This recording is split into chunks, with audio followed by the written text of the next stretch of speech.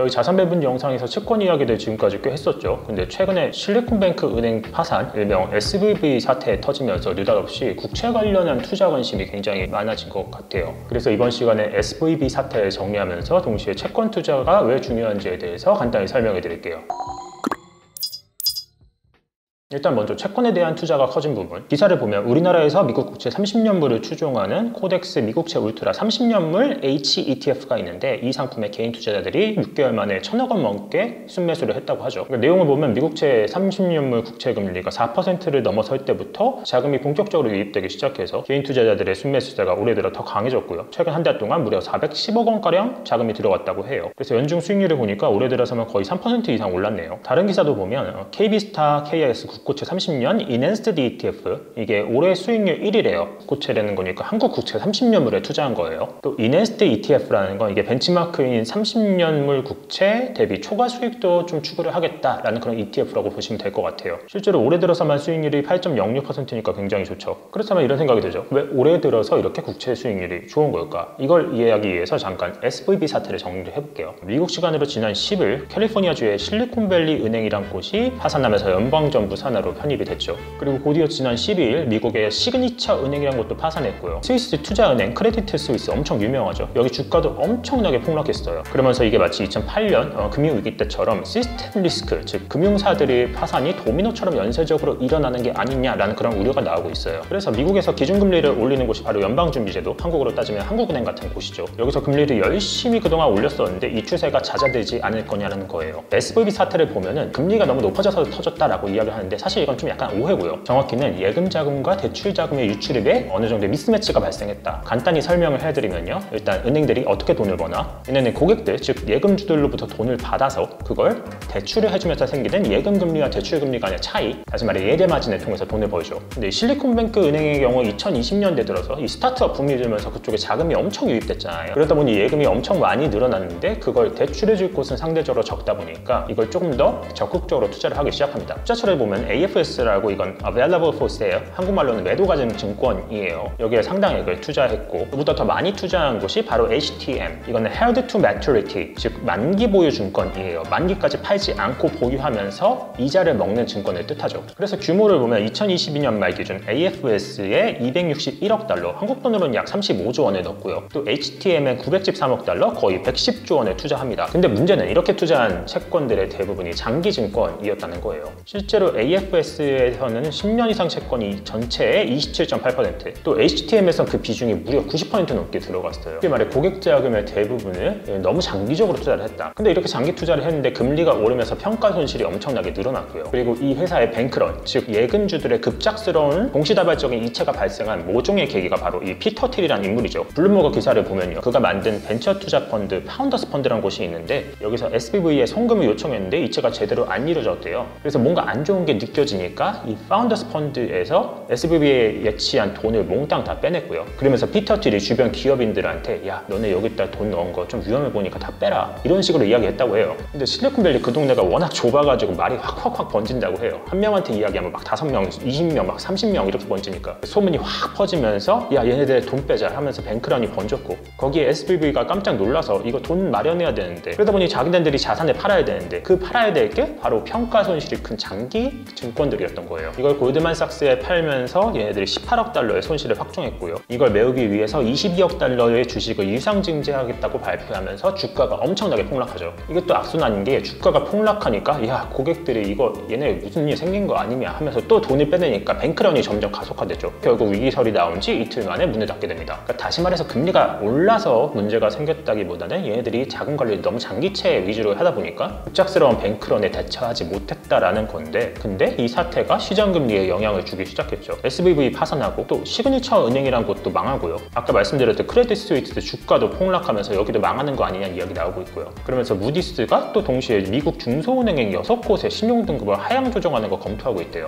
갑자기 막 은행주 쪽으로 뭔가 이상한 분위기가 번지니까 이게 동시다발적인 신용 리스크로 터지는 게 아니냐라는 그런 이야기들이 나오고 있는 거죠. 그래서 원래 지난 8일에 미국 연방준비제도 의장인 제롬 파월, 이분이 불과 지난 일주일 전에는 금리를 더 많이 올릴 거라고 이야기를 했었거든요. 기사를 보면 지난 7일 미국 상원은행위원회 청문회에서 최근 경제지표가 예상보다 강력하게 나왔으며 이는 최종 금리 수준이 예전에 예상했던 것보다 훨씬 더 높을 가능성이 크다는 걸 시사한다라고 말했어요. 다시 말해 지금 4.5에서 4.75% 금리인데 그거보다 더 많이 올릴 수 있다. 지난번에 우리가 0.25%포인트 올려가지고 너네 좀 긴장 풀었지? 아직 긴장 풀 때 아니야. 너네 꽉 조이고 있어야 돼. 이렇게 말한 거였는데 이게 며칠 있어 뭐 SVB 파산하면서 뭐 분위기 이상해지고 완전 뭐 다 망할 것 같은 느낌이 드니까 얘네들 이제 금리 못 올리게 생긴 거죠. 야, 지금 기준금리 더 올리고 그러면은 은행들 다 죽게 생긴 거 아니냐? 그러면 이거 은행에 돈 맡긴 사람들 다 또 이게 피해보는 거 아니냐라는 여론이 커지고 있는 거니까. 실제로 오늘 22일 미국 중앙은행의 연방공개시장위원회가 열려요. 이거는 미국의 기준금리를 결정하는 곳인데 이 수치가 얼마나 될지 예상하는 페드워치에 따르면 미국이 금리를 아예 안 올릴 거다가 45.4%, 0.25%포인트만 올린다가 54.6%로 거의 반반이 됐어요. 이게 불과 일주일 전엔 0.5%포인트까지 올린다라는 게 무려 78.6%였는데 완전히 분위기가 뒤바뀐 거죠. 지금까지 기준금리 이야기를 열심히 한 거는 채권 투자 이야기를 하기 위해서였죠. 다시 말해 금리 상승세가 어느 정도 주춤할 듯하고 그러면 채권을 투자하는 게 이득이라는 뜻인데 이게 왜 그런지에 대해서 간단히 설명해 드릴게요. 일단 채권의 기본, 채권의 수익률 곡선은 우상향한다라는 거예요. 즉 만기가 긴 채권이 짧은 채권보다 이자율이 높다는 뜻인데 이건 왜 그런 걸까요? 예를 들어서 내가 어디다 돈을 빌려줬다고 해볼게요. 금리는 똑같은데 만기가 2년짜리가 있고 10년짜리가 있어요. 쉽게 말해 내가 2년 뒤에 돈을 돌려받을 수 있는 거 그리고 10년 뒤에 돈을 돌려받을 수 있는 거 이 두 가지 옵션이 있다면 여러분들은 2년 뒤에 돈을 돌려받겠어요? 아니면 10년 뒤에 돈을 돌려받겠어요? 당연히 2년 뒤 받는 게 훨씬 더 안전하다는 생각이 들겠죠. 그래서 통상 10년이나 돈을 빌릴 때는 그에 따른 프리미엄을 더 줘야 돼요. 이건 채권에도 비슷한 메커니즘으로 돌아가요. 통상 10년 정도 되는 장기물 같은 경우에는 장기 투자에 따른 프리미엄 차원에서 표면 이자율이 한 2, 3년 혹은 그보다 더 짧을 수 있는 그런 단기채보다 표면 이자율이 훨씬 더 높은 편이죠. 물론 최근에 장단기 금리 역전되지 않았느냐라는 그런 말씀도 하실 텐데 이건 예외적인 현상이니까 일단 넘어가도록 하고요. 그래서 장기 채권의 금리가 단기 채권보다 훨씬 더 높다라는 걸 이해를 하셨다면은 가격 관점에서 어느 쪽이 더 금리 변화에 민감할지도 생각을 해볼 수 있어요. 쉽게 예금으로 비유해 보면요. 만약 여러분들이 1% 이자를 주는 정기 예금에 1년 만기로 들었는데 당장 내일 2% 주는 정기 예금 상품이 나온다고 해보면요. 당연히 화가 좀 나겠죠. 단 하루 차이로 1% 이자만큼을 못 먹는 거니까. 근데 이게 만약 1년 만기가 아니라 5년 만기라면 어떨까요? 1년 만기였을 땐 1%만큼 손해보는 건데 이게 5년 만기면 5% 이상 손해가 발생하는 거예요. 다시 말해 장기로 투자했을 때 금리 변화에 그만큼 더 민감해질 수밖에 없단 말이죠. 그렇다면 금리 변화가 장단기 채권 가격에 어떻게 영향을 미쳤는지도 한번 보여드릴게요. 미국채 10년물 기준으로 2020년 0.5%였던 게 현재 3.5% 수준까지 올라왔고요. 우리나라 국고채 10년물도 같은 기간 1.3%에서 3.4% 수준까지 상승했네요. 그럼 이 똑같은 기간 채권의 가격은 과연 어떻게 변했을까? 국채를 추종하는 ETF의 가격 변화를 보면 좀 쉽게 이해할 수 있어요. 미국채에서 대표적인 타이거 미국채 10년 선물 ETF를 보면요. 2020년 13,500원으로 최고점이었던 게 최저점 기준 11,000원대까지 내려갑니다. 약 2년 반 만에 가격이 19% 정도 하락했죠. 또 국고채는 코세프의 국고채 10년 ETF가 있는데 2020년 최고점이 126,000원이었는데 지난해 최저점 99,300원, 거의 한 22% 정도 하락했어요. 다시 말해 채권의 시장금리가 한 2에서 3% 정도 오르는 동안 10년물 채권 가격은 거의 20% 안팎까지 떨어졌단 말인 거죠.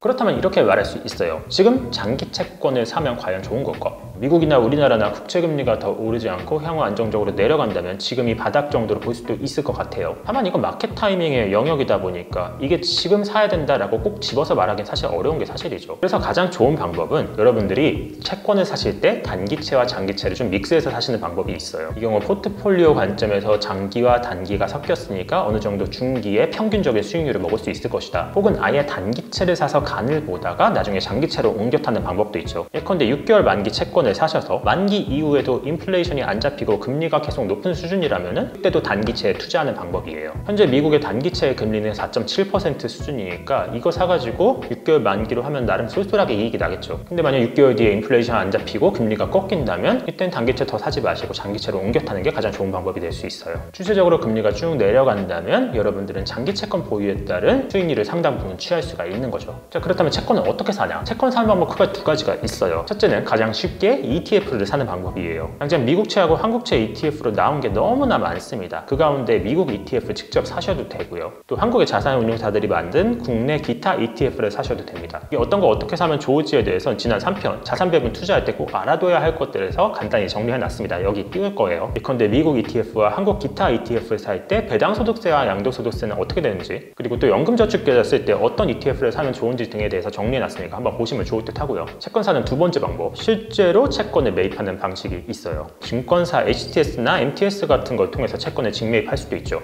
다시 말해 장외시장에서 개인 간 채권을 매매하는 걸 증권사가 플랫폼 형태로 도와주는 건데, 관심 있으신 분들은 계좌가 있는 증권사 쪽에 물어보시거나 혹은 객장에 가셔서 확인하실 수 있을 것 같고요. 나중에 저희도 기회가 된다면 채권을 어떻게 하면 직접 살 수 있는지에 대한 콘텐츠도 한번 만들어 볼게요. 하시고 싶은 말씀, 궁금하신 내용 댓글로 남겨주시면 저희가 취재해서 답변해 드리고요. 저희 넘버스에서 이번에 준비한 이야기는 여기까지입니다.